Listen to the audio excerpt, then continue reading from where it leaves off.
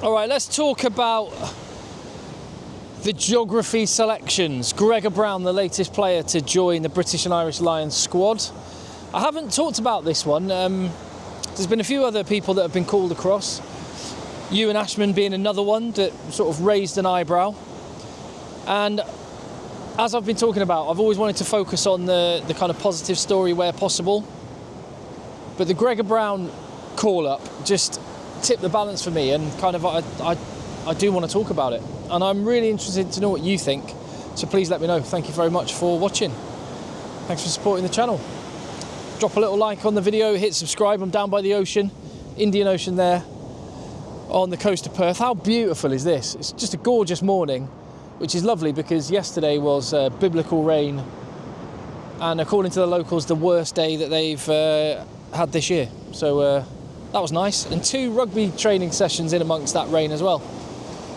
But yeah, we've got training in about an hour, so I'm gonna have to make this short because I've got to get back. Just had a lovely brunch. I'll tell you what, Aussies do breakfast well. My goodness me, great coffee. And yeah, although I didn't have any smashed avo. Anyway, that's not why I'm here, is it? Yeah, Gregor Brown selection. I can't get on board with it. I cannot get on board with this. So there was obviously in the past the Geography 6 that were talked about when Warren Gatland called up those Welsh players who happened to be local, in order to bolster the squad, to take the pressure off the test side, and I completely get it. But here's the thing. Clive Woodward got loads and loads of stick in 2005 for taking a massive squad of, what, best part of 50 players, and then 2 different buses, splitting them into different squads, keeping the test team away from the midweek team.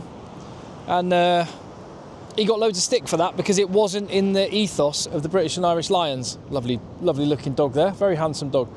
You all right? Hello.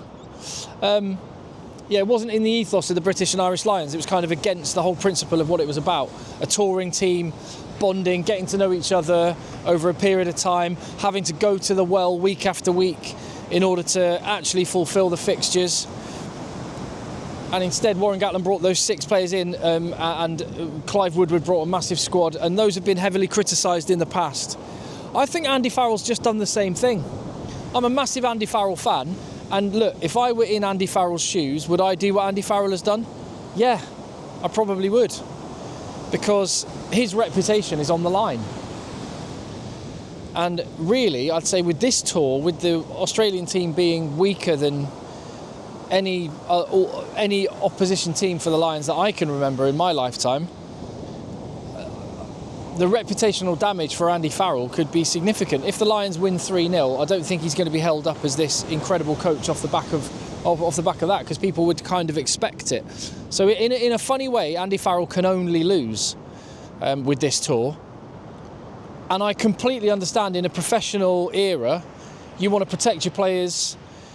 You don't want them to play midweek, having played a test match. They're used to the 1-week cycle in November in the Six Nations of playing the game, having their recovery week, building back up again for the next test. And I totally get that's how elite sport operates. Rugby's an absolutely brutal game. It takes a massive toll on players, and you don't want them playing or you know, having to be involved midweek when they're involved in a test match. 100%. I totally get it. And these call-ups are enabling that to be the case, that players can just focus on test match rugby. But then that butts heads with the whole ethos of the British and Irish Lions. And what do you want the Lions to be?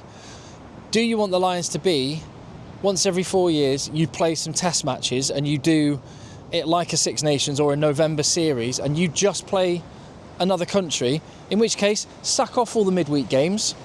I do think if you do that, it won't be nearly as interesting to people, and people won't have the same feeling towards the Lions, because of the whole thing about the British and Irish Lions is it connects us to a different time when men would get on a boat and leave home for months to go on a rugby pilgrimage and face the challenge. And part of the Lions, part of what makes it magical is that challenge. It should be hard.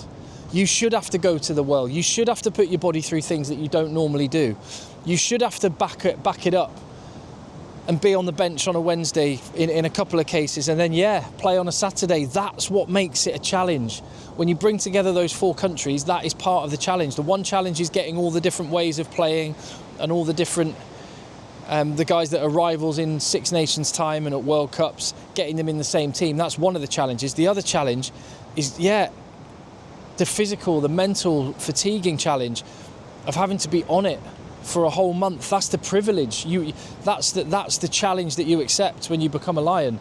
And I just think we're butting heads with the old traditions and modern rugby, and I don't think I just don't want to see it to the degree it is.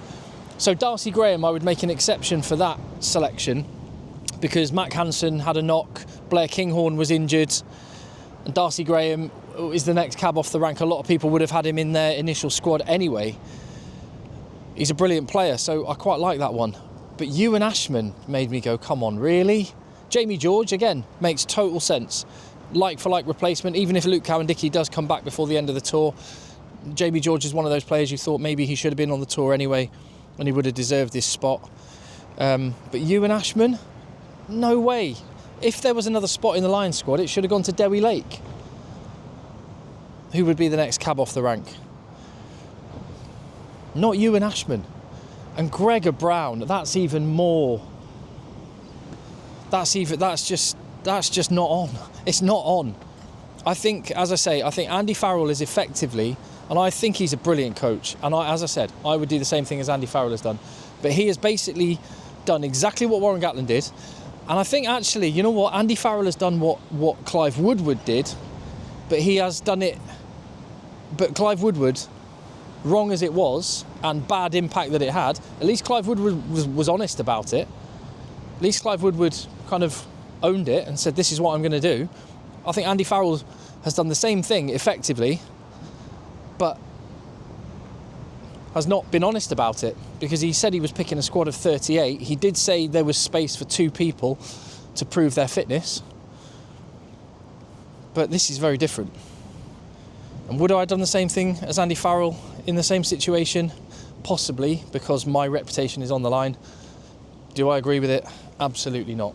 Should not happen. So, I want to stick with the positive case for all of the things I want to talk about, but I just think it had to be said. And I think this can't happen again, and you just need to make a decision. Do you want to be a traditional Lions team, or do you want to make this some modern, professional organisation, and in which case do it a different way? Yeah, I've said my piece. I think point made. I don't hold it. There's no ill will towards Gregor Brown. What a moment for him. He gets to go and be part of the squad for a bit, get his bag of stash, might even get a few quid. Shouldn't be happening.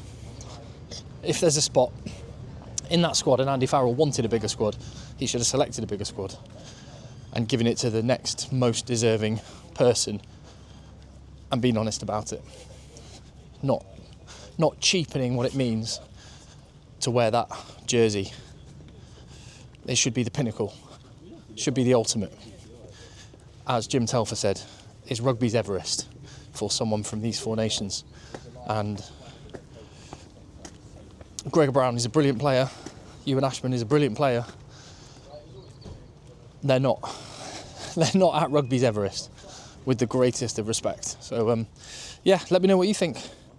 And I'm sure this one, there's going to be lots of conversations to be had about the future of the Lions. Will they actually come to Australia in 12 years' time? Is France part of the future? But are midweek games part of the future?